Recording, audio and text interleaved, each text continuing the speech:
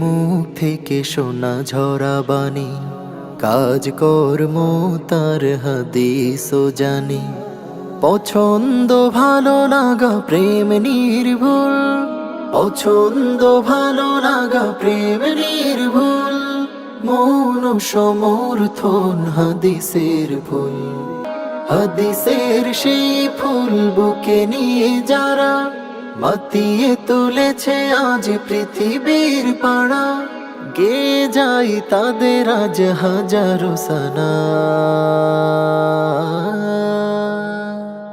حدثنا حدثنا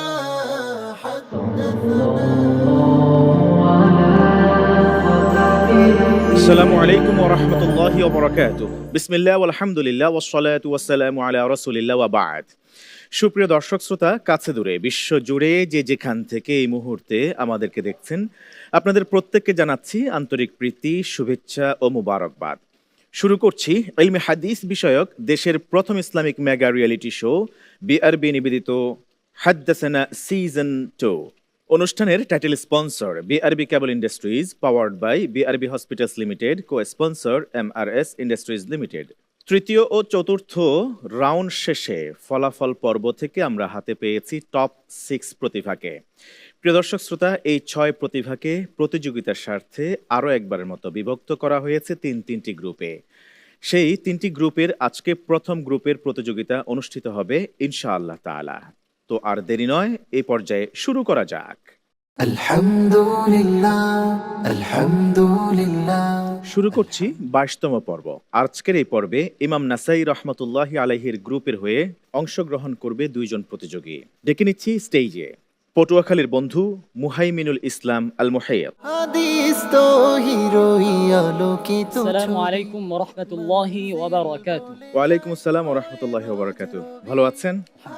আলহামদুলিল্লাহ, আল্লাহ ভালো রাখুন। এখন কিন্তু এই সর্বশেষ রাউন্ড চলছে, রাইট? এখান থেকে যে 4 জন কোয়ালিফাই করবেন তারাই গ্র্যান্ড ফিনালে অংশগ্রহণ করবেন।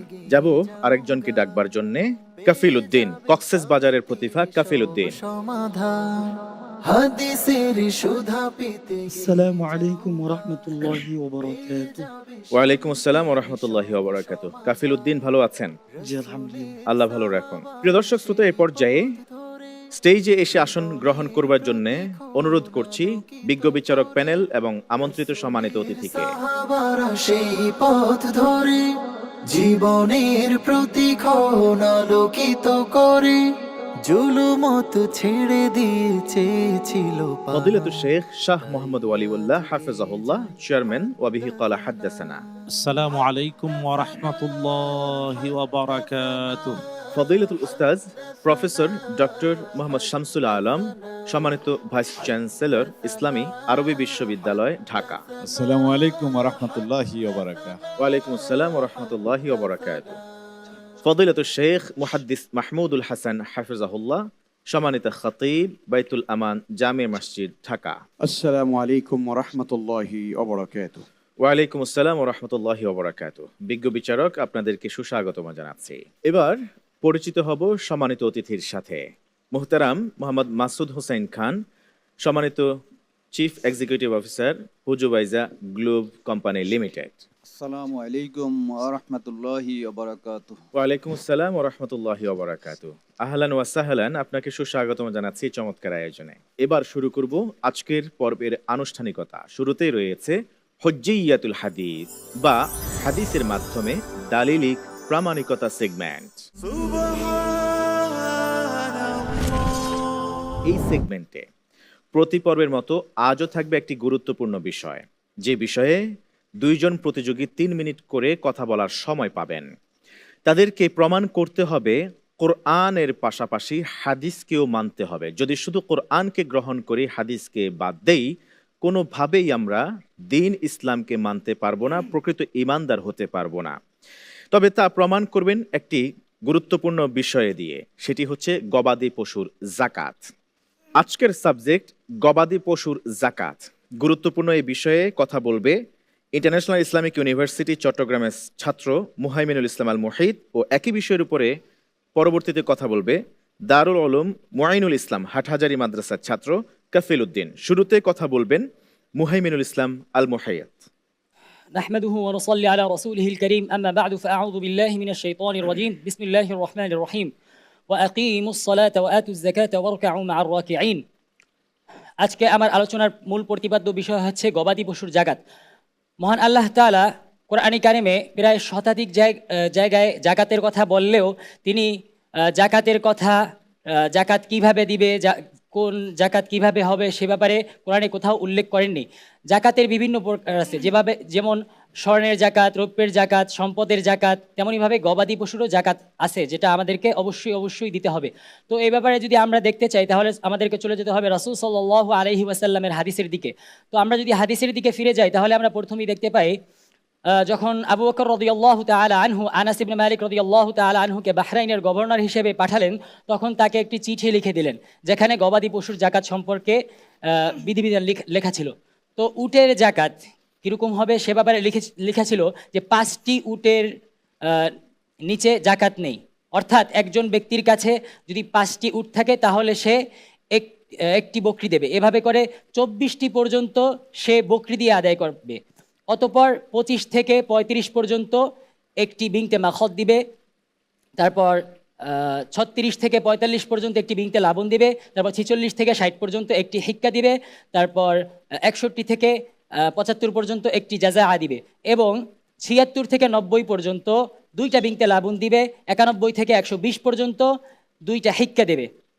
অতঃপর এই 120-এর উপরে যদি কারো নিকট উট থেকে থাকে তাহলে প্রতি 50-এ একটি করে হিক্কা দেবে এবং প্রতি 40-এ একটি করে বিনতে লাবুন সে আদায় করবে।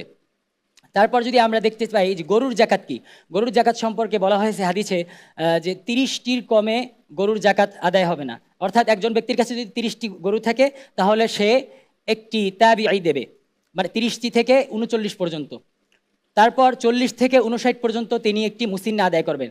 এই 59 থেকে 59 যদি একজন ব্যক্তির গরুর সংখ্যা পের হয় তাহলে তিনি প্রতিটি 30-এ একটি করে তাবিয়ে দিবেন এবং প্রতিটি 40-এ একটি করে মুসিন্না দেবেন। তারপর যদি আমরা চলে যাই ছাগলের জাকাত কি, তাহলে আমরা দেখতে পাই যে কারো কাছে 40টির নিচে ছাগল থাকলে তার জাকাত দিতে হবে না, যদি সে দিতে চায় তার ইচ্ছাধীন। এটা 40টি থেকে 120টি পর্যন্ত একটি ছাগল দিতে হবে, 121 থেকে 200 পর্যন্ত তাকে 2টি করে ছাগল দিতে হবে, এবং 201 থেকে 300 পর্যন্ত 3টি ছাগল দিবে, এবং যদি ছাগলের সংখ্যা 300 পের হয় তাহলে প্রতি 100টিতে একটি করে ছাগল দিবে। তো আমরা গবাদি পশুর জাকাত জানলাম, কিন্তু গবাদি পশুর জাকাত যদি একজন ব্যক্তি না দেয় তাহলে তার শাস্তি কি সে ব্যাপারে রাসূল সাল্লাল্লাহু আলাইহি ওয়াসাল্লাম হাদিসে ইরশাদ করেছেন যে যদি একজন ব্যক্তি গবাদি পশুর জাকাত তার জাকাত হয়েছে কিন্তু সে জাকাত আদায় করেনি তাহলে তার শাস্তির ব্যাপারে বলা হয়েছে যে কিয়ামতের দিন ওই যে পশুগুলোর সে জাকাত আদায় করেনি সে পশুগুলোকে মোটা, দীর্ঘকায় এবং বড় তাজা হৃষ্টপুষ্ট করে তাকে মারিয়ে যাবে, তা অর্থাৎ পদদলিত করে চলে যাবে। তো আল্লাহ তাআলা আমাদেরকে সঠিক জাকাতের নেসাব পরিমাণ জেনে তারপর জাকাত আদায় করার তৌফিক দান করুক। ধন্যবাদ আপনাকে। চমৎকার করে আপনি গবাদি পশুর জাকাত, প্রথমে উটের, তারপরে গরুর, এরপরে ছাগলের জাকাতের হিসাব আপনি তুলে ধরলেন। তবে নিঃসন্দেহে এই হিসাবগুলি অবশ্যই আপনি আল্লাহ রসুলের শিখানো পদ্ধতি থেকে, মেসেজ থেকে আপনি তুলে ধরেছেন, আর যা নথিভুক্ত আছে হাদিসের গ্রন্থগুলোতে। ধন্যবাদ আপনাকে। আমরা যাব এবার পরবর্তী প্রতিযোগী কাফিল উদ্দিনের কাছে এই বিষয়ে কথা শুনবার জন্য। Kafil Uddin, your time starts right now. আলহামদুলিল্লাহি ওয়া কাফা ওয়া সালামুন আলা ইবাদিহিল্লাযিনা ইসতাফা, আম্মা বা'দ। فأعوذ بالله من الشيطان الرجيم بسم الله الرحمن الرحيم خذ من أموالهم صدقة صدق الله العظيم। জাকাত এটি ইসলামের গুরুত্বপূর্ণ রুকনের মধ্যে থেকে একটি রুকন, যে জাকাত সম্পর্কে আল্লাহ সুবহানাহু তাআলা পবিত্র কালামুল্লাহ শরীফের মধ্যে অসংখ্য আয়াতের মধ্যে বলেছেন। সূরাতুত তাওবার 103 নম্বর আয়াতের মধ্যে আল্লাহ সুবহানাহু তাআলা বলেছেন, হাবিব আপনি তাদের সম্পদ থেকে জাকাত গ্রহণ করুন, ওয়াসাল্লি আলাইহিম, এবং আপনি তাদের জন্য দোয়া করুন, নিশ্চয় আপনার দোয়া তাদের জন্য প্রশান্তি হবে। আল্লাহ সুবহানাহু তাআলা পবিত্র কালামুল্লাহ শরীফের মধ্যে আমওয়াল তথা সম্পদ থেকে জাকাত আদায় করার কথা উল্লেখ করেছেন। তবে কোন কোন জিনিস থেকে কি কি কি জাকাত আদায় করবেন এ বিষয়ে আল্লাহ সুবহানাহু তাআলা পবিত্র কালামুল্লাহ শরীফের মধ্যে কোনো আয়াত উল্লেখ করেন নাই। আজকে আমার আলোচ্য বিষয় হলো গবাদি পশুর জাকাত সম্পর্কে। তাহলে যদি গবাদি পশুর জাকাত আমরা কোরআনের কোনো আয়াতের মধ্যে পাবো না, এ বিষয়ে যদি আমাদেরকে জানতে হবে, বিশ্ব ফিরে যেতে হবে বিশ্বনবী সাল্লাল্লাহু আলাইহি ওয়াসাল্লামের সেই সোনালী যুগের সোনালী হাদিস তথা আল্লাহ রসুলের হাদিসের দিকে ফিরে যেতে হবে। আল্লাহ রসুলের হাদিসের মধ্যে দেখতে পাই সহিহ বুখারীর বর্ণনা, আনাস থেকে বর্ণিত, আন্না আবু বকর সিদ্দিক কাতাবা هذه الفريضة الصدقة التي فرض رسول الله صلى الله عليه وسلم على المسلمين في الإبل। অর্থাৎ হযরত আবু বকর সিদ্দিক রাদিয়াল্লাহু তাআলা আনহু একটি চিঠি লিখলেন, অর্থাৎ আল্লাহ রসুল সাল্লাল্লাহু আলাইহি ওয়াসাল্লাম মুসলিমের উপর উটের জাকাত সম্পর্কে একটি চিঠি লিখলেন। যদি কারো কাছে 5টি উট থাকে তাহলে সে একটি বকরি দিবে। এভাবে 5টাকে নিয়ে 24 পর্যন্ত প্রতি 5টিতে একটি করে উট দিবে। এরপর 25 থেকে 35 পর্যন্ত প্রতি একটা বিনতে মাখাজ, 40 থেকে 35, 25 থেকে 35-এর মধ্যে একটি বিনতে মাখুজ, 36 থেকে 45-এর মধ্যে একটি বিনতে লাবুন, 46 থেকে 60 পর্যন্ত একটি হিক্কা, 60 থেকে 61 থেকে 75 পর্যন্ত একটি জাযা, 76 থেকে 90 পর্যন্ত দুটি বিনতে লাবুন এবং 91 থেকে 120 পর্যন্ত দুইটি হিক্কা, 120-এর ঊর্ধ্বে প্রতি 40-এর মধ্যে একটি বিনতে লাবুন এবং প্রতি 50-এর মধ্যে একটি হিক্কা। এরপর আল্লাহ রাসূল সাল্লাল্লাহু আলাইহি ওয়াসাল্লাম গরুর জাকাত সম্পর্কে বলেছেন, কারো কাছে যদি 30টি গরু থাকে তাহলে সে একটি তাবি দিবে এবং 40, যদি কারো কাছে 40টি বকরি থাকলে সে একটি মুসিন্না দিবে। এরপরে 60-এর ঊর্ধ্বে যাবে গেলে প্রতি 30-এর মধ্যে একটি তাবি এবং প্রতি 40-এর মধ্যে একটি করে মুসিন্না। এরপর আল্লাহ রাসূল সাল্লাল্লাহু আলাইহি ওয়াসাল্লাম ছাগলের জাকাত সম্পর্কে বলেছেন, যদি কারো কাছে 40টি ছাগল থাকে সে তাহলে একটি জাকাত দিবে, একটি বকরি দিবে। এরপরে যদি 121টি থাকে তাহলে দুটি দেবে, 121 থেকে 200 পর্যন্ত। এরপরে 201 থেকে নিয়ে 300 পর্যন্ত 3টি বকরি দিবে। 300-এর পরে প্রতি শতকের মধ্যে একটি করে বাকরি সে জাকাত আদায় করবে। আমরা উপরোক্ত হাদিস থেকে জানতে পারলাম গবাদি পশুর জাকাত কিভাবে দিতে হবে। এ বিষয়ে আল্লাহ সুবহানাহু ওয়া তাআলা পবিত্র কালামুল্লাহ শরীফের মধ্যে কোনো কিছু উল্লেখ করেন নাই। আমাদেরকে যদি গবাদি পশুর জাকাত দিতে হয় অবশ্যই আমাদেরকে কোরআন পাশাপাশি হাদিসের উপর আমল করতে হবে। যদি আমরা হাদিসের উপর আমল না করি তাহলে আমরা গবাদি পশুর জাকাত আদায় করতে পারবো না। ওমা তৌফিক ইল্লা বিল্লাহ। ধন্যবাদ আপনাকে কাফিল উদ্দিন, চমৎকার করে আপনি আজকে নির্ধারিত বিষয় গবাদি পশুর জাকাত এই বিষয়ে কথা বলছিলেন কোরআন এবং সুন্নাহর আলোকে। শেষে আপনি বলেছেন যদি আমরা গবাদি পশুর জাকাত আদায় করতে চাই তাহলে অবশ্যই আমাদেরকে কোরআনের পাশাপাশি সুন্নাহর দিকে মোতাওয়াজ্জা হতে হবে এবং সেখান থেকে শিক্ষা গ্রহণ করতে হবে। আল্লাহ সুবহানাহু ওয়া তাআলা আমাদেরকে তদনুযায়ী আমল করার তৌফিক দান করুন। এবার যাব আমরা সংশ্লিষ্ট বিষয়ের উপরে কথা বলবার জন্য সম্পূরকভাবে সংক্ষেপে ফজলতুল উস্তাদ শেখ শাহ মোহাম্মদ ওয়ালিউল্লাহ হাফিজাহুল্লাহর কাছে। আলহামদুলিল্লাহ, আমাদের প্রতিযোগী দুইজন চেষ্টা করে যে বিষয়টি স্পষ্ট করার, কিন্তু আরো একটু ভালো করে এভাবে বললে ভালো হতো যে গবাদি পশু কি, তার পরিচয় কি, এবং গবাদি পশুর মধ্যে শ্রেণীভেদ রয়েছে। হ্যাঁ, উট আমাদের দেশে খুব স্বাভাবিক নয়, বরং বাংলাদেশে হলো গরু, বাংলাদেশে মহিষ, বাংলাদেশে ছাগল। তো এই ব্যাপারগুলো স্পষ্ট করে বলতে হবে। প্রথমত ব্যাপারটা খুবই সত্য তারা বলেছে, আমাদের দর্শক শ্রোতারাও ভালোভাবে যাতে জানেন, আল কোরআন আল কারীমে পশু অর্থাৎ গৃহপালিত অথবা ব্যক্তি মালিকানায়, তা হোক উট, তা হোক গরু, তা হোক মহিষ, তা হোক ছাগল, কোনো কিছুরই জাকাতের প্রসঙ্গ স্পষ্ট করে আল্লাহ তাআলা কোরআন আল কারীমে বলেননি, বরং রব্বুল আলামিন কোরআন আল কারীমে সম্পদের জাকাত দিতে আদেশ করেছেন এবং যারা সম্পদের জাকাত দেয় না বরং জমা করে রাখে তাদের কঠিন শাস্তির কথা উল্লেখ করেছেন। এবং একটা বিষয় জানা উচিত, জাকাত যে দেয় না, দুনিয়ায় জাকাত না দিলে এর শাস্তি কিয়ামতের বিচারের আগেই শুরু হয়ে যাবে। এটা এমন একটি মহাপাপ যে অন্যান্য সকল পাপের শাস্তি আল্লাহ তাআলা বিচারের পরে দেবেন, কিন্তু জাকাত না দেওয়ার শাস্তি কিয়ামতের মাঠে বিচার হওয়ার আগেই শুরু হয়ে যাবে। সুতরাং সাবধান আর সতর্ক থাকা উচিত। আর অবশ্যই আমাদের দেশে বাংলাদেশে এটা ভুলেই গিয়েছে লোকজন। বাংলাদেশে অনেক আলেম ওলামা আমরাও ব্যাপারগুলো হয়তো অনেকে জানি না, কারণ এদেশে কয়জন ছাগলের জাকাত, গরুর জাকাত, মহিষের জাকাত কয়জনে দেয়? আসুন না, হাদ্দাসানার আয়োজন এই জন্যেই যে আমরা ইসলামের এই গৌরবকে উচ্চকিত করতে চাই, হারিয়ে যাওয়া শিক্ষাকে পুনরুজ্জীবিত করতে চাই, আর সবাইকে জানাতে চাই মুহাম্মাদুর রাসূলুল্লাহ সাল্লাল্লাহু তাআলা আলাইহি ওয়াসাল্লামের পদাঙ্ক অনুসরণ, তার পবিত্র কথা, পবিত্র কাজ, পবিত্র সমর্থন, পবিত্র গুণাবলী অনুকরণের মাধ্যমেই কেবল আল্লাহর গোলাম হওয়া যাবে। আল্লাহ কবুল করুন, আমিন। আমিন। ধন্যবাদ আপনাকে সংশ্লিষ্ট বিষয়ে সম্পূরক কথা বলবার জন্য। জাযাকুমুল্লাহ খাইরান বিজ্ঞ আলোচক। প্রিয় দর্শক শ্রোতা, আল্লাহ তাআলা বলেছেন ওয়াফি আমওয়ালিহিম হাক্কুন লিসসাইলি ওয়াল মাহরুম, তাদের সম্পদের মধ্যে রয়েছে যারা বঞ্চিত এবং যাঞ্চাকারী তাদের জন্য হক বা অধিকার। যারা শুধু কোরআন মানেন, হাদিস মানেন না, তারা নিঃসন্দেহে গবাদি পশুর যাকাত আদায় করেন না, কারণ কোরআনে গবাদি পশুর যাকাত আদায়ের পদ্ধতি বলে দেওয়া নেই। অতএব যারা গবাদি পশু পালন করা সত্ত্বেও, ব্যবসা করা সত্ত্বেও যাকাত আদায় করেন না, তারা নিঃসন্দেহে যাঞ্চাকারী আর বঞ্চিতদের অধিকার নষ্ট করছেন। এই জন্য আল্লাহ তাআলার কাঠগড়ায় কিন্তু হাশরের ময়দানে জবাবদিহি করতে হবে। আল্লাহ তাআলা আমাদের বুঝে আমল করার তৌফিক দান করুন। দেখছিলেন ইলমে হাদিস বিষয়ক দেশের প্রথম Islamic mega reality show BRB নিবেদিত হাদ্দাসানা সিজন 2। অনুষ্ঠানের title sponsor BRB cable industries, powered by BRB hospitals limited, co sponsor MRS industries limited. প্রিয় দর্শক শ্রোতা, আজকের গ্রুপের নামকরণ যেহেতু করা হয়েছে ইসলামের এক মহান মুহাদ্দিস, মনীষী পণ্ডিতের নামে, ইমাম নাসাই রহমতুল্লাহি আলাইহি, এই পর্যায়ে এটি আমাদের দায়িত্ব এই মহান ইমামকে সংক্ষিপ্ত স্বরে হলেও আপনাদের সাথে পরিচয় করিয়ে দেয়া। চলুন পরিচিত হওয়া যাক। ইমাম নাসাই রহমতুল্লাহি আলাই হাদিসের খেদমতে এক স্বর্ণালী জীবন। নাসা শহর, হিজরি 215 সাল তথা 830 খ্রিস্টাব্দ, খোরাসানের এক ছোট্ট শহরে জন্ম নেন এক মহান আলেম, যার নাম আবু আব্দুর রহমান আহমদ ইবনু শুআইব আন-নাসাই, যিনি পরে মুসলিম উম্মার জন্য রেখে যান অমূল্য হাদিসের ধনভাণ্ডার। আজ আমরা শুনব ইমাম নাসাই রহমতুল্লাহ আলাইহির সেই স্বর্ণালী জীবন সম্পর্কে।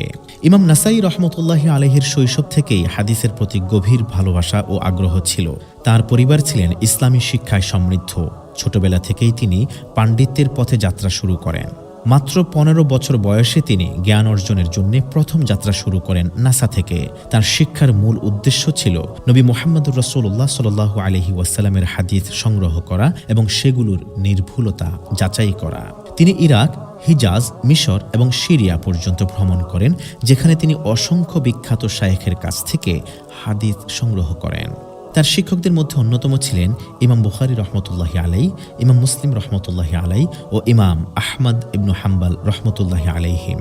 ইমাম নাসাই রহমতুল্লাহি আলাইহি ছিলেন হাদিস সংগ্রহে অত্যন্ত সতর্ক ও কঠোর। তিনি শুধুমাত্র প্রামাণিক সূত্র থেকে হাদিস সংগ্রহ করতেন। বিভিন্ন স্থানে ভ্রমণ করে তিনি শত শত হাদিস সংগ্রহ করেন, কিন্তু তার বাছাই প্রক্রিয়া ছিল অত্যন্ত কঠোর। তিনি হাদিস পরীক্ষা করে তবে গ্রহণ করতেন, যাতে হাদিসের বিশুদ্ধতা নিয়ে কোনো রকম সন্দেহের অবকাশ না থাকে। ইমাম নাসাই রহমতুল্লাহি আলাইহি সবচেয়ে বিখ্যাত রচনা হল সুনান আন-নাসাই। এই গ্রন্থটি হাদিসের 6টি প্রধান সংকলনের মধ্যে তৃতীয় স্থানে রয়েছে এবং এতে প্রায় 5000 হাদিস সংকলিত হয়েছে। গ্রন্থটিতে হাদিসগুলো বিভিন্ন ইসলামী বিধান, নামাজ, রোজা, যাকাত এবং হজের মতো গুরুত্বপূর্ণ বিষয়ের উপর ভিত্তি করে সাজানো হয়েছে। সুনান আন-নাসাই তার সঠিক ও প্রামাণিক হাদিসের জন্য সুপরিচিত। ইমাম নাসাই রহমতুল্লাহি আলাইহি প্রায় প্রতিটি হাদিসের শেষে তার সনদ এবং গ্রহণযোগ্যতা নিয়ে বিশ্লেষণ করেছেন, যা আজও গবেষণার একটি অমূল্য উৎস। ইমাম নাসাই রহমতুল্লাহি আলাইহি ছিলেন অত্যন্ত সৎ, ধৈর্যশীল ও আল্লাহভীরু। হাদিস সংগ্রহের ক্ষেত্রে তিনি কখনো কোনো ভুল করতে চাননি, আর তাই তিনি খুবই সতর্ক ছিলেন। তার জীবনের প্রতিটি মুহূর্ত ইবাদতে এবং জ্ঞান অর্জনে নিবেদিত ছিল।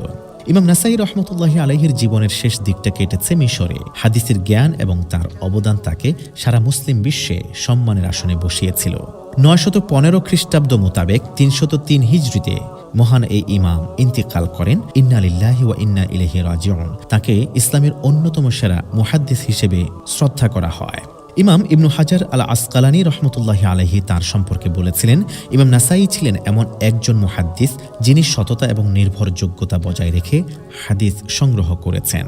ইমাম নাসাই রহমতুল্লাহি আলাইহির অবদান শুধুমাত্র তার গ্রন্থেই সীমাবদ্ধ নয়, তার জীবনের প্রতিটি অধ্যায় আমাদের জন্য শিক্ষা। তার সততা, নিষ্ঠা এবং প্রজ্ঞা আজও আমাদের আলোকিত করে। আল্লাহ সুবহানাহু ওয়া তাআলা তাকে জান্নাতুল ফিরদাউস নসিব করুন, আমিন। আলহামদুলিল্লাহ, ইতিমধ্যে সংক্ষিপ্ত স্বরে আমরা পরিচিত হয়েছি মহান ইমাম নাসাই রহমতুল্লাহি আলাইহির সাথে। জেনেছি তার বর্ণাঢ্য এই জীবনের ইতিহাস ইতিকথা, তার জ্ঞান অর্জনের জন্য নিরলস পরিশ্রমের কথা। আল্লাহ সুবহানাহু ওয়া তাআলা মহান এই ইমামের এই গুণকে, এই পরিশ্রমকে, এই শ্রমকে আল্লাহ তাআলা কবুল করুন, নাজাতের ওসিলা হিসেবেও তিনি মঞ্জুর করুন। চলছি এবার পরবর্তী সেগমেন্টের দিকে। এবারের সেগমেন্টের নাম হিফজুল হাদিস।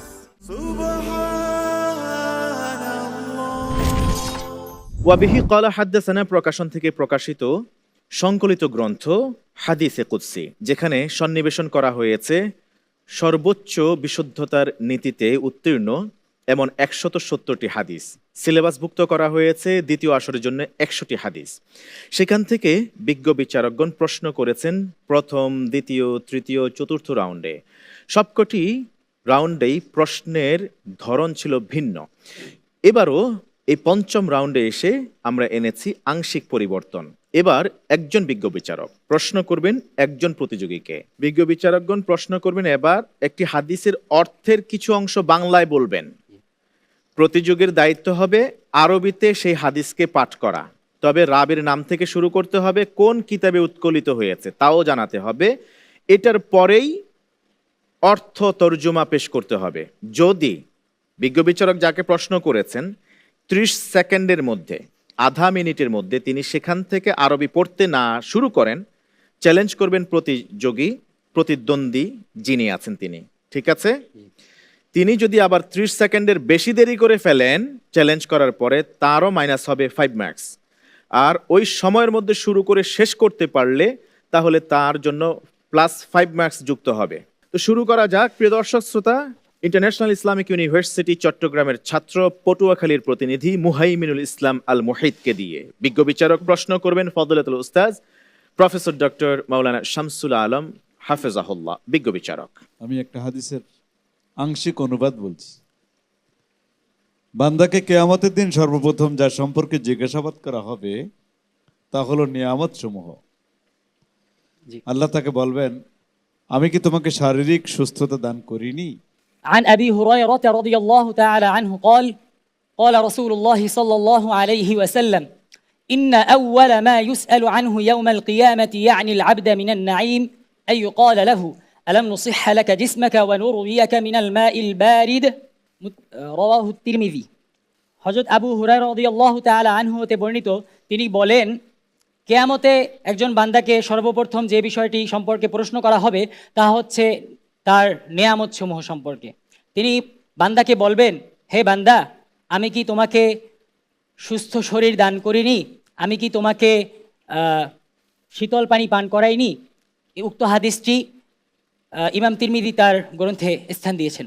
মাশাআল্লাহ, বিজ্ঞ বিচারক একদম সঠিক হয়েছে। জাযাকুমুল্লাহ খায়রান। আমি কি এক্সট্রা প্রশ্ন করতে পারি?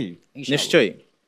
সেটা হলো যে তিরমিজি কোন ধরনের কিতাব? এই প্রকারের মধ্যে আরো একটা প্রকারের মধ্যে পড়েছে তিরমিজি।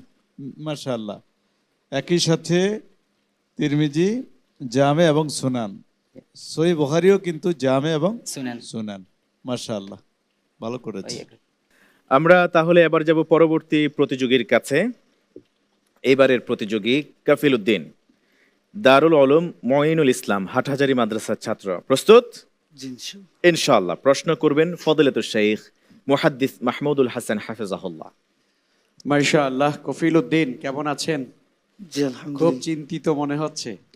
বিষয়টি আসলে জটিলও বটে, কারণ আমরা দেখি যে মানুষ আসলে হাদিসের এবারাত আরবি থেকে বলেই বাংলা বলা কঠিন। সেখানে বাংলা বলে দেওয়া হবে আর সেইটা বুঝে হুবহু আরবিতে নিজের মতো করে বললে হবে না, হাদিসের এবারাত যেটা আছে সেটা বলতে হবে। রাবির নাম সহ তাখরিজ সহ করে। সুবহানাল্লাহ, এটি অনেক বড়। দর্শকদেরকে আমরা বলতে চাই, দর্শক, এই প্র্যাকটিসটুকুন করবার জন্যই আমাদের অবিহি কলা হাদ্দাসানা। আলহামদুলিল্লাহ, আমরা দর্শকদের কাছে, এদেশের শিক্ষার্থীদের কাছে আমরা হাদিসের এই পিপাসাটা তুলে ধরতে চাই, সৃষ্টি করতে চাই। আপনারা দোয়া করবেন আমাদের এই প্রতিষ্ঠানের জন্য। তো আমাদের প্রতিযোগী কফিল উদ্দিন মাশাআল্লাহ সুদূর কক্সবাজার থেকে সে এসেছে আমাদের কাছে। তো আপনার জন্য আমার ছোট্ট প্রশ্ন, একটা ছোট্ট আমি বাংলা তর্জমা বলছি। প্রত্যেক সোম ও বৃহস্পতিবার জান্নাতের দরজাগুলো খোলা হয়। عن أبي هريرة رضي الله تعالى عنه أنه قال قال رسول الله صلى الله عليه وسلم تفتح أبواب الجنة في كل اثنين وخميس قال معمر وقال غير سهيل وتعرض الأعمال في كل اثنين وخميس فيغفر الله عز وجل لكل عبد لا يشرك به شيئا إلا المتشاحنين يقول الله للملائكة ذروهما حتى يصطلحا رواه مسند أحمد رواه أحمد في مسنده অর্থ হযরত আবু হুরায়রা রাদিয়াল্লাহু তাআলা আনহু থেকে বর্ণিত, তিনি বলেন রাসূল করিম সাল্লাল্লাহু আলাইহি ওয়াসাল্লাম বলেছেন, তুফতাহু আবওয়াবুল জান্নাতি ফি কুল্লি ইসনাইন ওয়া খামিসিন, প্রতি বৃহস্পতিবার প্রতি সোমবারে আল্লাহ সুবহানাহু তাআলা জান্নাতের দরজাগুলোকে খুলে দেওয়া হয়। মা'মার বলেছেন ওয়াকালা গায়রু সুহাইলিন, সুহাইল ব্যতীত, ওয়াতু'রাদুল আ'মালু ফি কুল্লি ইসনাইন ওয়া খামিসিন, অর্থাৎ আল্লাহ সুবহানাহু তাআলার কাছে আমালগুলোকে পেশ করা হয় প্রতি বৃহস্পতিবার প্রতি সোমবার। ফায়াগফিরুল্লাহু আযজা ওয়া জাল্লা লিকুল্লি আবদিন লা ইউশরিকু বিহি শাইআ, আল্লাহ সুবহানাহু তাআলা প্রত্যেক বান্দার গুনাহগুলোকে ক্ষমা করেন, তবে যে আল্লাহ সুবহানাহু তাআলার সাথে শিরিক করেছে তার গুনাহ আল্লাহ সুবহানাহু তাআলা ক্ষমা করবেন না। ইল্লাল মুতাশাহিনাইন, তবে পারস্পরিক দুইজন ঝগড়াকারী ব্যক্তিরও গুনাহ আল্লাহ সুবহানাহু ওয়া তাআলা ক্ষমা করবেন না। আল্লাহ বলবেন ইয়াকুলুল্লাহু লিল মালাইকাতি, আল্লাহ ফেরেশতাকে বলবেন যারুহুমা, তোমরা মুতাশাহিনাইন পারস্পরিক দুই ঝগড়াকারী ব্যক্তিকে ছেড়ে দাও, হাত্তা ইয়াস্তলিহা, যতক্ষণ পর্যন্ত তারা উভয়ে পরস্পর ইস্তলিহা অর্থাৎ পরস্পর সম্পর্ক হয়ে যাবে বা শুদ্ধ হয়ে যাবে, পরিশুদ্ধ হয়ে যাবে। এই হাদিসটি ইমাম আহমদ ইবনে হাম্বল তার মুসনদ গ্রন্থের মধ্যে নিয়ে এসেছে। বিজ্ঞ বিচারক। মাশাআল্লাহ, খুবই সুন্দর, আলহামদুলিল্লাহ। আপনার এই হাদিস থেকে আমরা দেখলাম যে প্রতি সপ্তাহের সোম এবং বৃহস্পতিবার এই 2 দিনের আমল আল্লাহ তাআলার কাছে পেশ করা হয় এবং জান্নাতের দরজাও খুলে দেওয়া হয়। আপনার কাছে একটা ছোট্ট বিষয় জানার আমার, এই 2 দিনকে কেন্দ্র করে ইসলামে আসলে এমন কোনো বিশেষ আমল আছে কিনা যে আমলটা করার ব্যাপারে রাসূল সাল্লাল্লাহু আলাইহি ওয়াসাল্লাম উদ্বুদ্ধ করেছেন? জি ইনশাআল্লাহ আছে। এ বিষয়ে আল্লাহ রাসূল সাল্লাল্লাহু আলাইহি ওয়াসাল্লাম বলেছেন, তোমরা প্রতি সোমবার এবং প্রতি বৃহস্পতিবারে রোজা রাখো। দর্শকদেরকে আমরা জানাতে চাই যে আসলে আমরাও যেন এই রোজাটা পালন করি। তবে এখানে খুব গুরুত্বপূর্ণ 2টো মেসেজ আমাদের দর্শকদের জন্য, সেটি হলো যারা শিরিক করবে আল্লাহ তাআলা তাদের ক্ষমা করবেন না, আর যারা আসলে ভাইয়ে ভাইয়ে যারা ঝগড়া বিবাদে যারা লিপ্ত, যতক্ষণ পর্যন্ত তারা সংশোধিত না হবেন ততক্ষণ পর্যন্ত তাদের আমল নামা উইথেল করে রাখা হয়, স্থগিত রাখা হয়, যতক্ষণ পর্যন্ত তারা সংশোধন না হবেন। সংশোধন হলে পরে তারপরে আমল আল্লাহর কাছে পেশ করা হয়। কাজে আমাদের সবারই উচিত আমরা যেন আমাদের ভাই আপনজন পাড়া প্রতিবেশী আত্মীয় স্বজন সবার সঙ্গে আমরা ভালো আচরণ করি। আল্লাহ তৌফিক দান করেন। আমিন। ধন্যবাদ আপনাকে বিজ্ঞ বিচারক, এবং ধন্যবাদ প্রতিযোগী, আপনাকেও চমৎকার করে এই হাদিসটি উপস্থাপন করেছেন আমরা, বা বিজ্ঞ বিচারক যেভাবে চেয়েছিলেন অর্থ সহকারে। যাব এবার সম্মানিত অতিথি আপনার কাছে। আপনি জানেন আমাদের দেশে এক শ্রেণীর মানুষ নিজেরা শুধুমাত্র কোরআন মানেন, হাদিস মানেন না এমনটাই দাবি করেন। তাদের দাবি হলো হাদিস মানার কোনো প্রয়োজন নাই, কারণ হাদিস তো অনেক পরে আসছে, এর আগে তো লিপিবদ্ধ হয়ই নেই, এমন বিভ্রান্তিকর বেশ কিছু কথা বলে থাকেন। আজকে আপনি আমাদের এই আয়োজনে আসছেন, দেখছেন আসলে এই ওয়াবিহি ক্বালা হাদ্দাসানা কি নিয়ে কাজ করছে। সব কিছু মিলিয়ে প্রতিযোগীদের পারফরমেন্স মিলিয়ে এই আয়োজনকে আপনার কেমন লেগেছে যদি অল্প কথায় বলতেন প্লিজ। হাদ্দাসানা কর্তৃক আয়োজিত এই অনুষ্ঠানের এই কোরআন এবং হাদিসের আলোকে যে অনুষ্ঠান, এবং প্রতিযোগীরা জাকাতের বিষয়ে যেভাবে আলোচনা করলেন, সেখানে কোরআনের যে বর্ণনা আছে এবং পাশাপাশি হাদিসের যে ব্যাখ্যা ওনারা সুন্দরভাবে উপস্থাপন করছেন। আর হাদ্দাসানা কোরআন এবং হাদিসের পাশাপাশি যে কোরআনের পাশাপাশি এবং হাদিসের যে চর্চাটা এবং যে বর্ণনাটা যে হাদিসের যে বর্ণনাটা আমাদের পালন করতে হবে সেটাকেই তারা সুন্দরভাবে ফুটিয়ে তুলছেন। জি ধন্যবাদ জানাচ্ছি আপনাকে, চমৎকার করে মূল্যায়ন করছিলেন। আল্লাহ সুবহানাহু ওয়া তাআলা আপনার এই মূল্যায়নটাকে যেন আমরা ধারণ করতে পারি, আমাদের তৌফিক দান করুন। আপনি এসছেন, আমরা আনন্দিত হয়েছি। আল্লাহ তাআলা আপনার এই আশাটাকে নাজাতের ওসিলা করুন। জাযাকুমুল্লাহ খাইরান। দেখছেন ইলমে হাদিস বিষয়ক দেশের প্রথম Islamic mega reality show BRB নিবেদিত হাদ্দাসানা সিজন 2 অনুষ্ঠানের title sponsor BRB cable industries, powered by BRB hospitals limited, co sponsor MRS industries limited. এই পর্যায়ে আমরা জানব আজকের পর্বের জনতার জিজ্ঞাসা। চলুন জেনে নেওয়া যাক। আসসালামু আলাইকুম রহমতুল্লাহ, আমি শামীম। হাদ্দাসানার কাছে আমার প্রশ্ন হচ্ছে, কোনো গায়রে মাহরাম নারী বা পুরুষের সাথে পর্দা রক্ষা করে আত্মীয়তার সম্পর্ক রক্ষা করার ক্ষেত্রে ইসলাম কি কি নির্দেশনা দিয়েছে সেই বিষয়টি সম্পর্কে জানতে চাই। চমৎকার একটি প্রশ্ন আমরা পেয়েছি। যারা মোটামুটি শালীনতা মেনটেন করেন, ইসলাম ধর্ম মেনে চলবার চেষ্টা করেন, পর্দা পুশিদার মধ্যে থাকেন, অনেক সময় দুঃসম্পর্কের আত্মীয় অনেকেই আসেন দেখা সাক্ষাৎ করবার জন্যে, বাসায় হয়তো কেউ থাকেন না, সেই ক্ষেত্রে আসলে কি করণীয় এ বিষয়ে সংক্ষেপে গাইডলাইন তুলে ধরবেন প্রশ্নের আলোকে ফদিলাতুল শেখ শাহ মোহাম্মদ ওয়ালিউল্লাহ হাফিজাহুল্লাহ। আল্লাহ সুবহানাহু ওয়া তাআলা নিজেই এর উত্তর আল কোরআনুল কারীমে স্পষ্ট করে দিয়েছেন।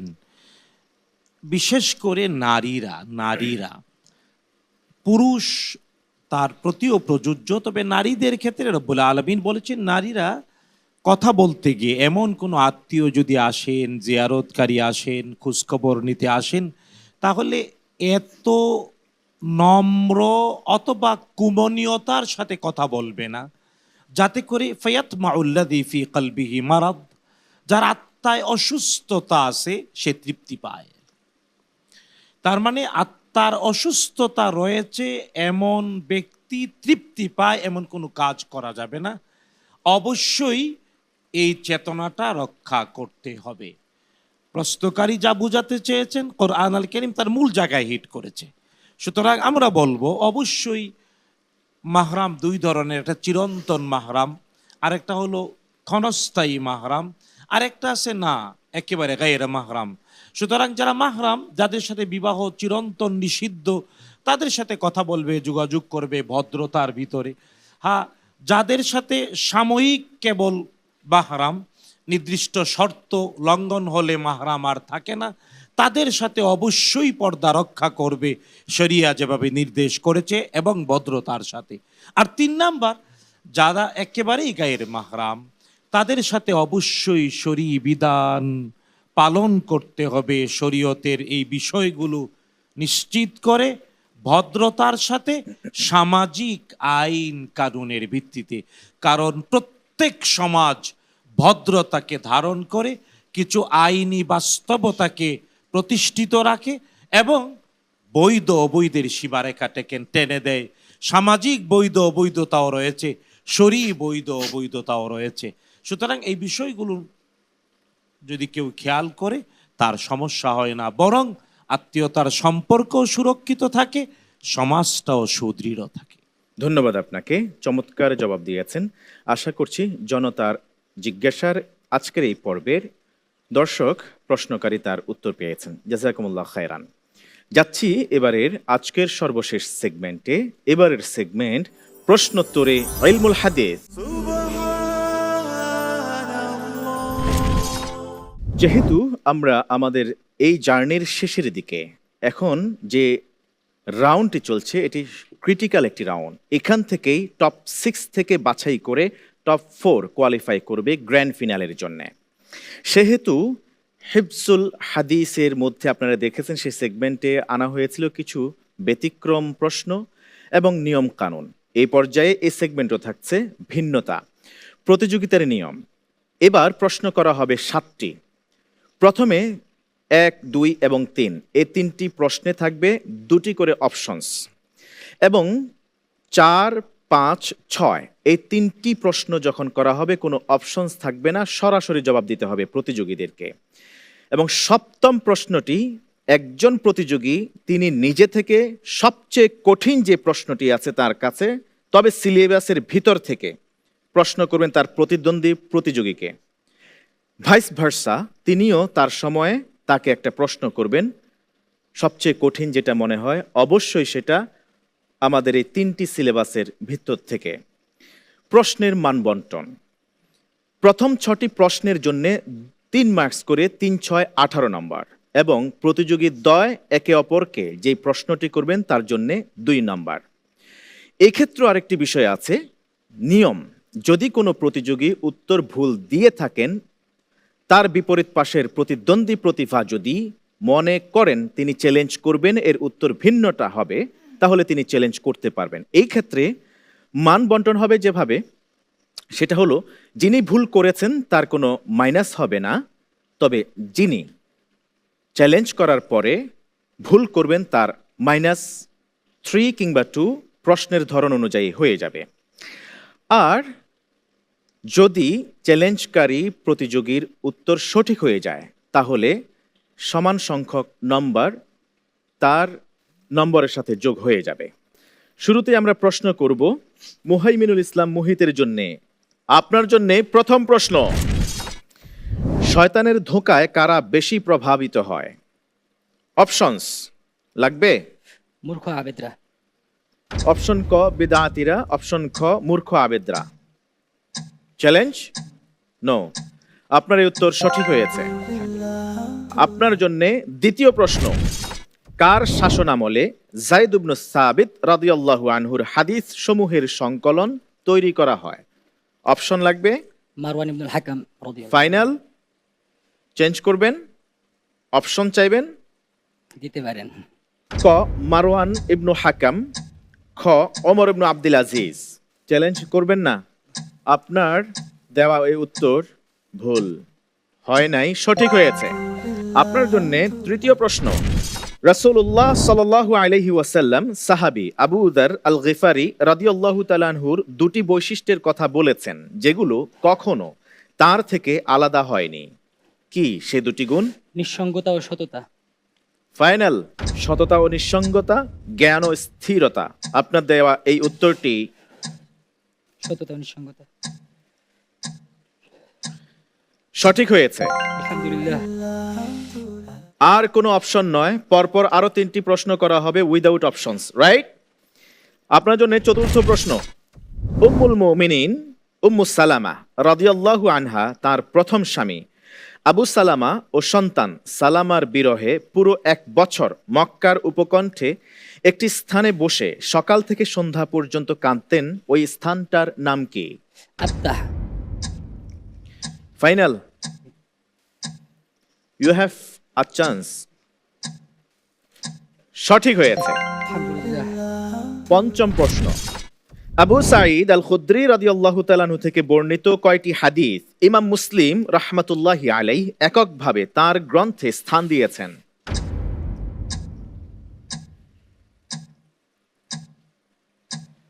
বাউান্নটি। 52টি। ফাইনাল? ইনশাআল্লাহ। চ্যালেঞ্জ? নো, উত্তর সঠিক হয়েছে। আলহামদুলিল্লাহ। Now, the 6th one, from the end of Anchor, the last one.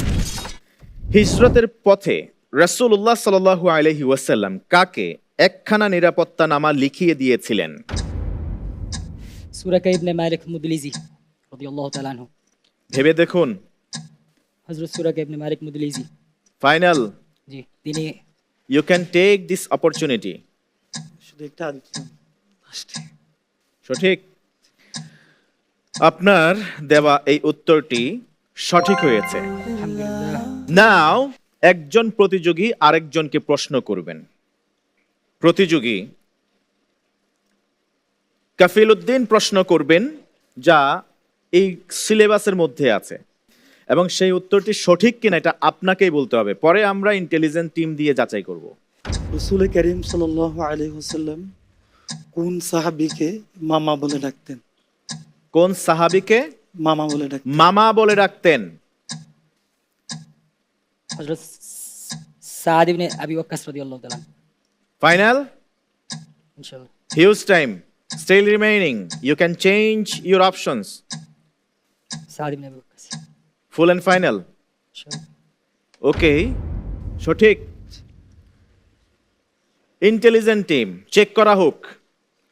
উত্তর সঠিক হয়েছে, ওয়েল ডান। এবার প্রশ্ন করা হবে কাফিল উদ্দিনকে। কাফিল উদ্দিন দারুল উলুম মুঈনুল ইসলাম হাটহাজারী মাদ্রাসার ছাত্র, প্রতিনিধি কক্সেস বাজার। প্রস্তুত? জি ইনশাআল্লাহ। প্রশ্ন করা হোক কাফিল উদ্দিনের জন্যে। প্রথম প্রশ্ন, কাঁচা চামড়া প্রক্রিয়াকরণের মাধ্যমে পবিত্র করে নেয়াকে কি বলে?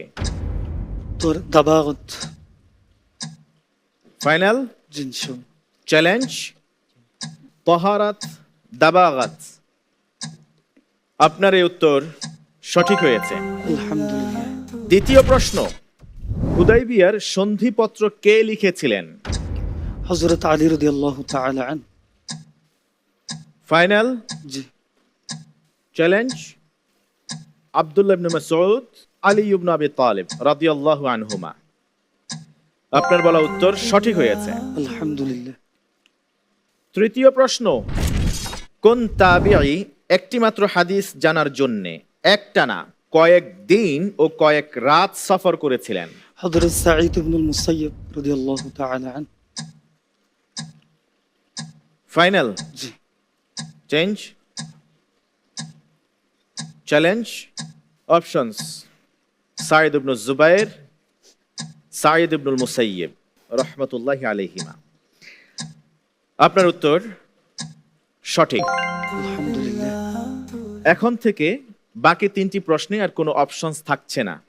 প্রশ্ন করা হোক 4 নাম্বার প্রশ্ন, তোমরা তার পথ ছেড়ে দাও, সে আল্লাহর পক্ষ থেকে নির্দেশিত। এই কথাটি রাসূলুল্লাহ সাল্লাল্লাহু আলাইহি ওয়াসাল্লাম কার ব্যাপারে বলেছিলেন? হযরত বারিরা রাদিয়াল্লাহু তাআলা। ফাইনাল চ্যালেঞ্জ, আপনার এই উত্তর সঠিক হয়। আনফরচুনেটলি এই উত্তরটা ভুল হয়েছে। সঠিক উত্তর ছিল রাসূলুল্লাহ সাল্লাল্লাহু আলাইহি ওয়াসাল্লামকে বহনকারী উটনি। এই উটনিকে আল্লাহ রসুল সাল্লাল্লাহু আলাইহি ওয়াসাল্লাম এর ব্যাপারে বলেছিলেন যখন তিনি কুবা থেকে মদিনায় প্রবেশ করেছিলেন। সবাই চেয়েছিল রাসূলুল্লাহ সাল্লাল্লাহু আলাইহি ওয়াসাল্লামকে নিজের বাড়ির মেহমান করানোর জন্য। আমরা পরের প্রশ্নে যাই। জি। পঞ্চম প্রশ্ন, সহিহ মুসলিমে তালিকাতের সংখ্যা কতটি?